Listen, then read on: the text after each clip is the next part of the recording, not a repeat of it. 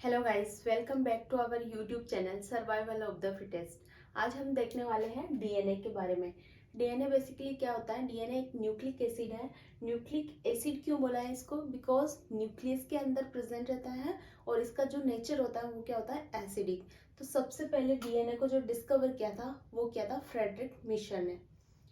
Means इसको identify किया था कि एक ऐसा सब्सटेंस है जो न्यूक्लियस के अंदर प्रेजेंट है वो, और उसका नेचर क्या है? एसिडिक है। तो यहाँ पे जैसे कि हम देखें कि ये एक सेल है, यहाँ पे एनिमल सेल के बारे में बात कर रहे हैं। तो एक सेल है, उसके अंदर क्या होता है? न्यूक्लियस प्रेजेंट होता है। न्यूक्लियस के अंदर कुछ इस तरह से थ्रेड लाइक स्ट्रक्चर प्रेजेंट रहते हैं जिसको बोला जाता है क्रोमेटिन या फिर क्रोमोसोम। और जब ये कंडेंस्ड फॉर्म में आ जाते हैं तो इसको बोला जाता है क्रोमोसोम। अब ये क्रोमोसोम को अगर वापस से जूम आउट करके देखें तो इस तरह से काफी 2 मीटर समथिंग क्या होती है, एक थ्रेड लाइक स्ट्रक्चर प्रेजेंट रहती है। ह्यूमन बींग्स की बात कर रहे हैं। तो यहाँ पे ये जो डीएनए प्रेजेंट रहेगा, इसके अंदर वापस से इसको जूम आउट करके देखें तो यहाँ पे कुछ बेस पेयरिंग्स प्रेजेंट रहती हैं। तो इसको क्या बोला जाता है? डीएनए। तो बेसिकली क्रोमेटिन, क्रोमोसोम और डीएनए एक ही चीज है, बस इनकी जो असेंबली होती है वो अलग अलग टाइप की होती है। ये एक ओपन फॉर्म में है, इसको जब कंडेंस्ड फॉर्म में आ जाएगा तो इस तरह से दिखाई देगा। और ये इसका वापस से इसी का फॉर्म है जो ओपन फॉर्म में प्रेजेंट है। ओके, तो DNA stands for deoxy ribo nucleic acid. Deoxy क्यों बोला है?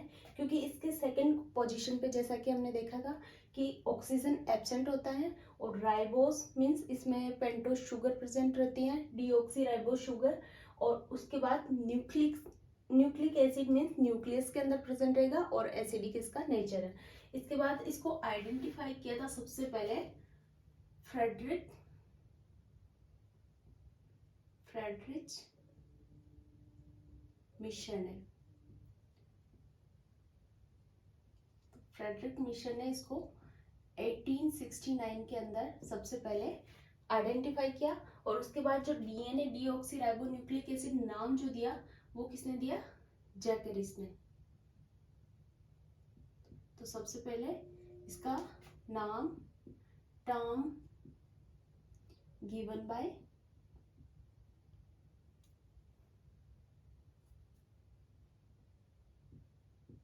जैकरिस। ओके, तो डीएनए क्या है? हर एक लिविंग ऑर्गेनिज्म की बेसिक जो हेरिडिटरी यूनिट होती है वो क्या होती है? डीएनए होती है। इसका कुछ एक्सेप्शन भी है, जैसे वायरस के अंदर, कुछ वायरसेस के अंदर क्या होता है? RNA as a hereditary material present रहता है। तो सेल के न्यूक्लियस के अंदर डीएनए प्रेजेंट रहता है। इसके अलावा कहाँ कहाँ पे डीएनए प्रेजेंट हो सकता है? ये माइटोकॉन्ड्रिया के अंदर, जो क्या है, एक सेल ऑर्गेनेल्स है जिसके अंदर माइटोकॉन्ड्रिया के अंदर भी प्रेजेंट हो सकता है डीएनए। और इसके अलावा जो प्लांट्स के अंदर क्लोरोप्लास्ट प्रेजेंट होता है, प्लास्टिड, उसके अंदर भी क्या प्रेजेंट होता है? डीएनए प्रेजेंट हो सकता है। इस तरह से न्यूक्लियस, माइटोकॉन्ड्रिया और प्लास्टिड के अंदर क्या प्रेजेंट होता है? डीएनए प्रेजेंट होता है। अब देखिए तो और अगर प्रोकैरियोट्स की बात करें तो प्रोकैरियोट्स के साइटोसोल्स के अंदर क्या प्रेजेंट होता है? उसका जेनेटिक मटेरियल या फिर डीएनए प्रेजेंट होता है। अब डीएनए के अंदर प्रेजेंट क्या क्या हो सकता है? जैसा कि हमने न्यूक्लिक एसिड के अंदर देखा था, ये क्या है? एक पोली न्यूक्लियोटाइड। पोली न्यूक्लियोटाइड है, मीन्स इसके अंदर काफी सारे न्यूक्लियोटाइड्स की सीक्वेंस प्रेजेंट रहेगी। और एक पोली न्यूक्लियोटाइड मीन्स राइबोस शुगर होगी, पेंटोज शुगर बोल सकते हैं या फिर डीऑक्सी राइबोस शुगर बोल सकते हैं। तो यहाँ पे क्या होगी? Deoxy form of pentose sugar. इसके अलावा यहाँ पे कुछ बेसिस प्रेजेंट रहेंगे। और डीएनए के अंदर कौन कौन से बेसिस प्रेजेंट रहते हैं? Nitrogenous bases, adenine, thymine, guanine and cytosine. अब डीएनए क्या होता है? डीएनए एक डबल हेलिकल फॉर्म में प्रेजेंट रहता है। ये किसने बताया था? वॉटसन एंड क्रिक ने बताया था। और डीएनए को सबसे पहले जो देखा था एक्सरे क्रिस्टलोग्राफी के अंदर, वो देखा था विल्किंस एंड रोजलिन फ्रैंकलिन ने। ओके, तो इससे रिलेटेड एक क्वेश्चन भी आता है कि P52 photograph of DNA, what is P52 photograph of DNA, ये आप मुझे कमेंट सेक्शन में बताएंगे। तो इस तरह से deoxy form of pentose sugar, कुछ नाइट्रोजनस बेसिस और इसके अलावा फॉस्फेट, ये प्रेजेंट रहता है डीएनए के अंदर। अब डीएनए को अगर यहाँ से देखें, यहाँ पे एक इमेजिनरी लाइन ड्रॉ करें, तो यहाँ पे इसका जो डायमीटर निकल के आता है वो आता है 20 एंगस्ट्रॉम का। तो डीएनए का जो डायमीटर होता है वो 20 एंगस्ट्रॉम का होता है। ये एक स्टैंडर्ड डीएनए की बात कर रहे हैं जो B form of DNA present होता है। इसके अलावा इसके काफी सारे फॉर्म भी प्रेजेंट हो सकते हैं। अलग अलग टाइप के डीएनए होते हैं, जैसे कि A type of DNA, Z type of DNA. तो इस तरह से इसकी स्ट्रक्चर को अगर देखा गया तो यहाँ इमेजिनरी लाइन ड्रॉ करके इसका डायमीटर देखा तो वो 20 एंगस्ट्रॉम आया। जो डायमीटर होता है डीएनए का वो कितना होता है? 20 एंगस्ट्रॉम। और according to double helical model, DNA क्या करता है? वन स्ट्रैंड क्या करती है? अनदर स्ट्रैंड से कॉम्प्लीमेंट्री फॉर्म करती है। और इसका जो बैकबोन होती है वो कौन फॉर्म करता है? Phosphate and pentose sugar. Pentose sugar and phosphate इसकी बैकबोन शो करेगी और इसके साइड में प्रेजेंट रहेंगे नाइट्रोजनस बेसिस। और नाइट्रोजनस बेसिस क्या करेंगे? एक दूसरे से इस तरह से हाइड्रोजन बॉन्ड के साथ अटैच्ड रहेंगे। और नाइट्रोजनस बेसिस में purine always pair with pyrimidine. तो ये क्या है?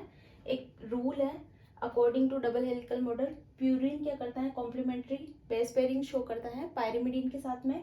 इसके अलावा अगर यहाँ पे एक बेस पेयर से अनदर बेस पेयर की अगर डिस्टेंस देखें तो एक बेस पेयर से दूसरे बेस पेयर के बीच में जो डिस्टेंस होता है वो कितना होता है? 3.4 एंगस्ट्रॉम।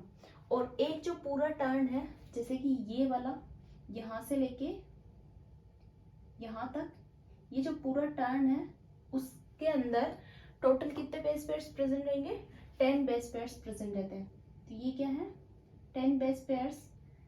यहाँ से यहाँ तक कितने बेस पेयर्स होंगे? 10 बेस पेयर्स।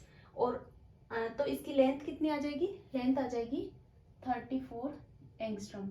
तो इस तरह से लेंथ से रिलेटेड क्वेश्चंस आते हैं कि जो बेस पेयर्स दे दिए जाते हैं कि एक डीएनए है उसके अंदर इतने सारे बेस पेयर्स प्रेजेंट है तो उसकी लेंथ कितनी होगी, या फिर लेंथ दे दी जाती है और उसके अंदर बेस पेयर्स काउंट करने होते हैं। तो इस टाइप से क्वेश्चंस आते हैं इसके अंदर। तो ये बेसिक है कुछ डीएनए के बारे में। डीएनए की वन स्ट्रैंड क्या करते हैं? अनदर स्ट्रैंड से कॉम्प्लीमेंट्री फॉर्म करती है।